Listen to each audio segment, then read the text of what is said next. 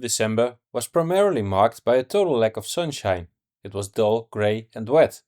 However, that didn't stop birdwatchers from heading out into the field occasionally to add a few species to their year list or find something new.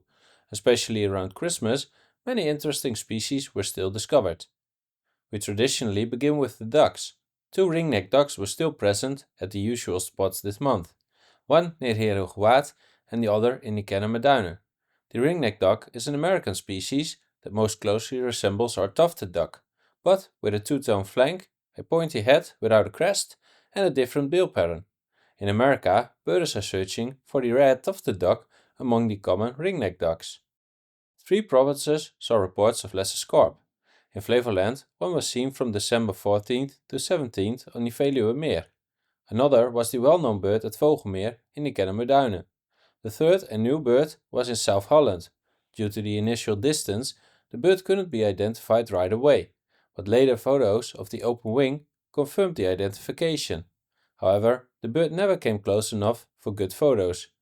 Will this new bird make the Leesstor Scaup no longer considered a mega rarity, but rather just a rare one? I'll keep following updates from the CDNA. There were still 2 American widgeons this month. One was in North Brabant, the other near Spaanwouden. The latter caused some debate, as the first report mentioned a bird with features of a storm widgeon. The bird currently there doesn't show those characteristics. Could this be due to light effects, or are there now 2 different birds involved?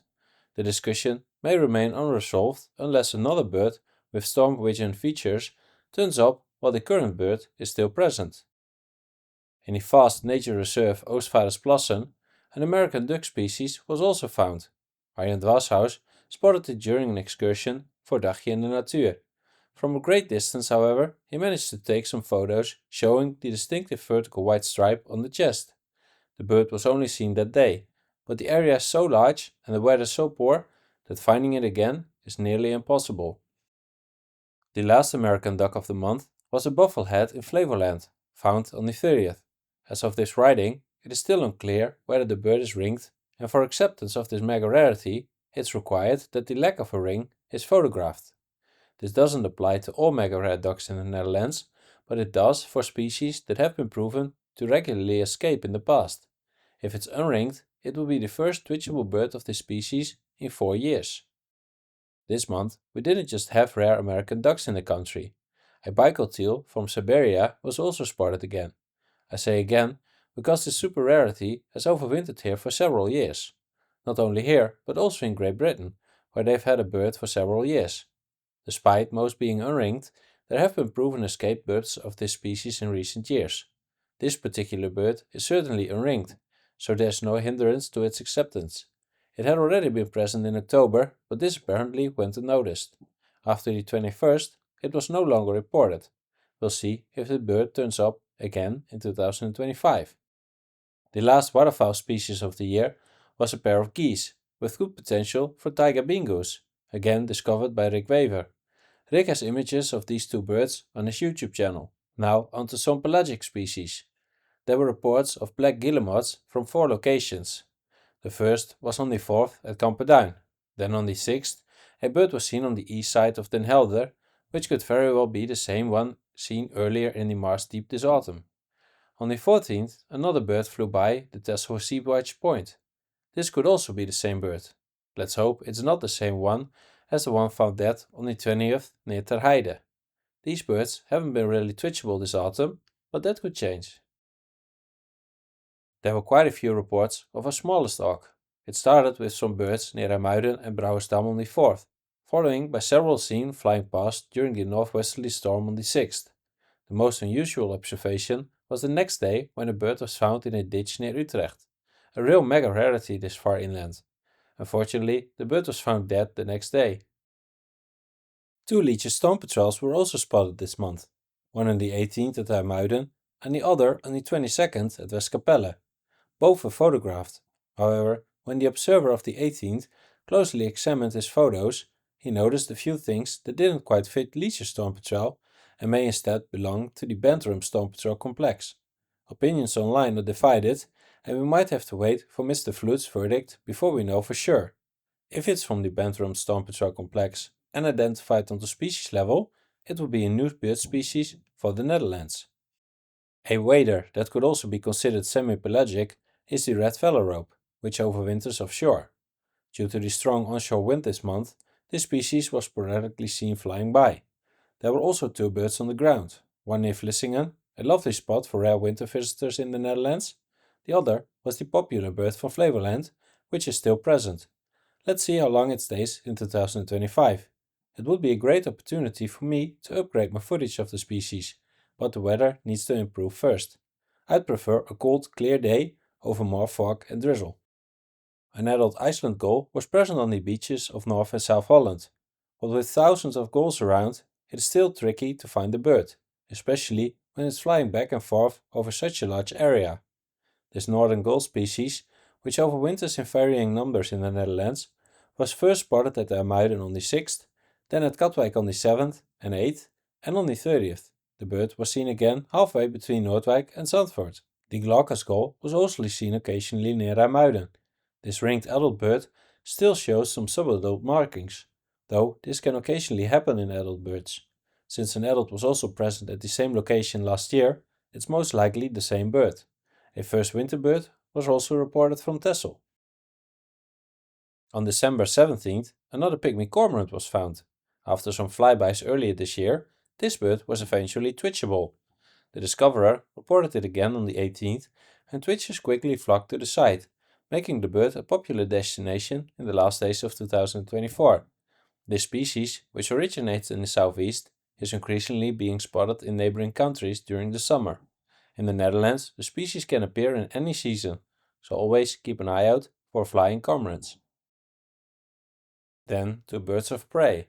After the last report of the black-winged kite at Vochteloofveen on November 2nd, there were a few more reports from Drenthe in recent days, but all without photographic evidence. Still, it's worth considering. On the 26th, a bird was photographed on Dwingelderveld. On one photo, the bird seems to show the typical black shoulder markings of a black-winged kite.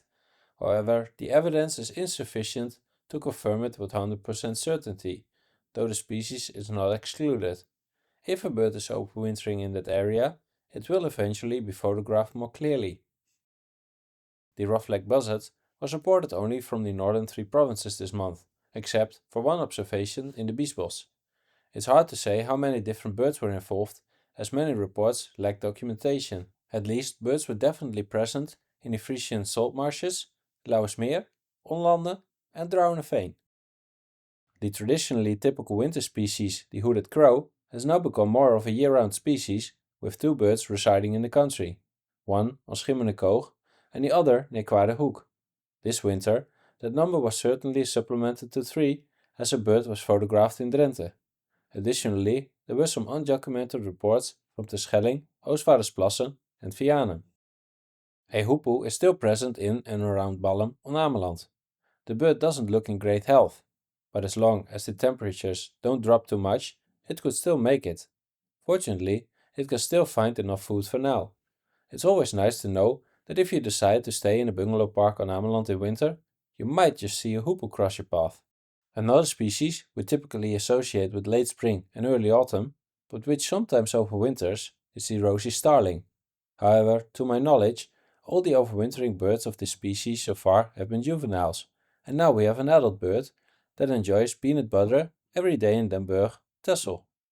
It would be wonderful if this bird gets its breeding plumage back next spring, as it currently looks a little sorry for itself.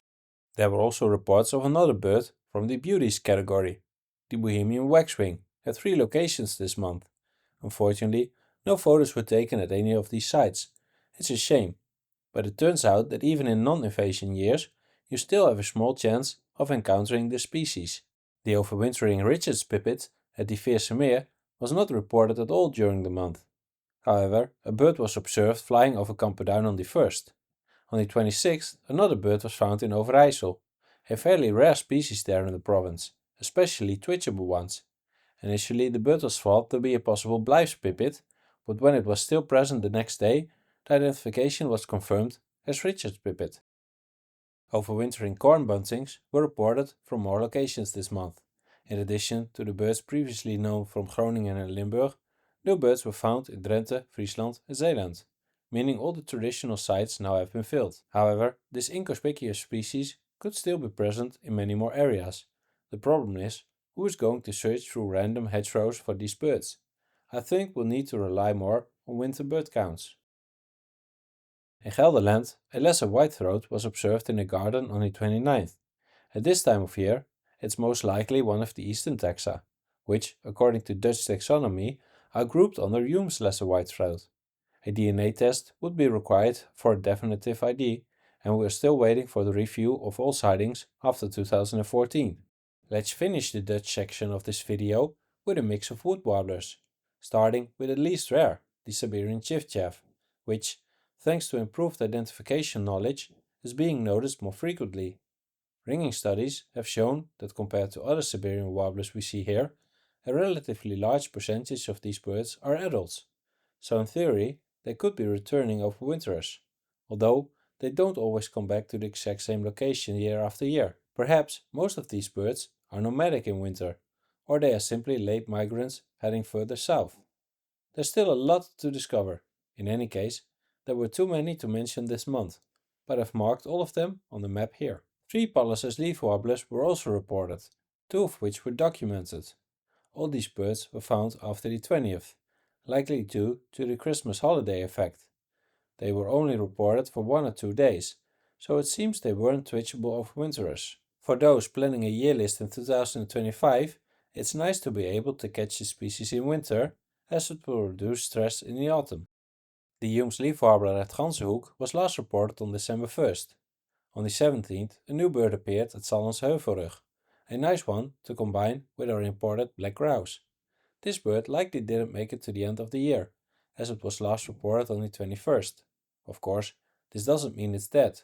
It could simply have flown elsewhere. On the 28th, a birder trying to shake off the dip of the German sandhill crane discovered the Hume's leaf warbler at Hendrik Ido Ambacht.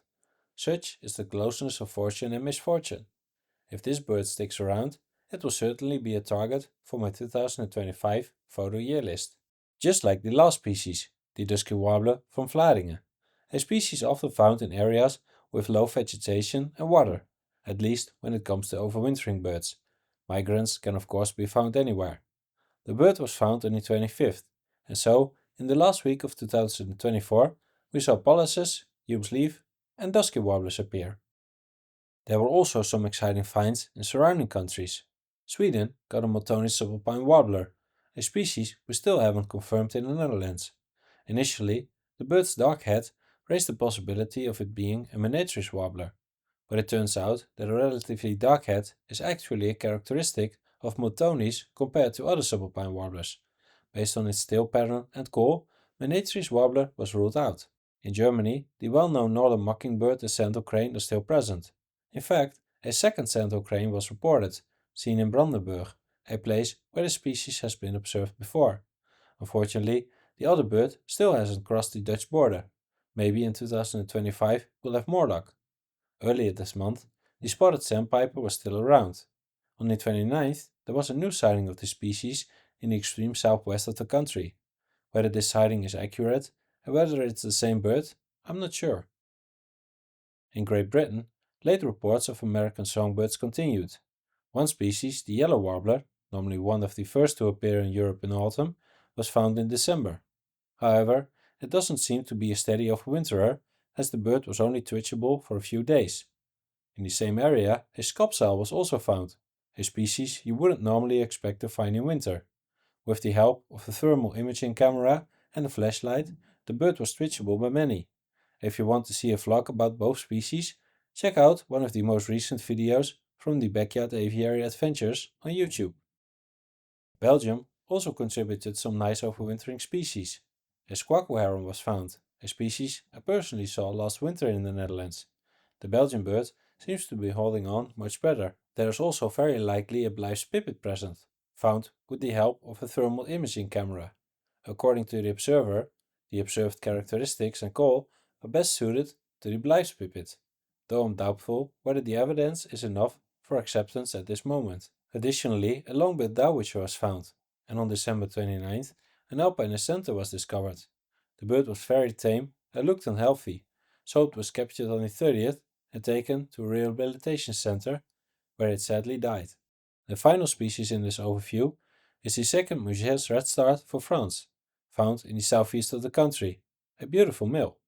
Thanks everyone for watching, all the likes and lovely messages. I hope to see you again during all the Rarities updates and vlogs in 2025.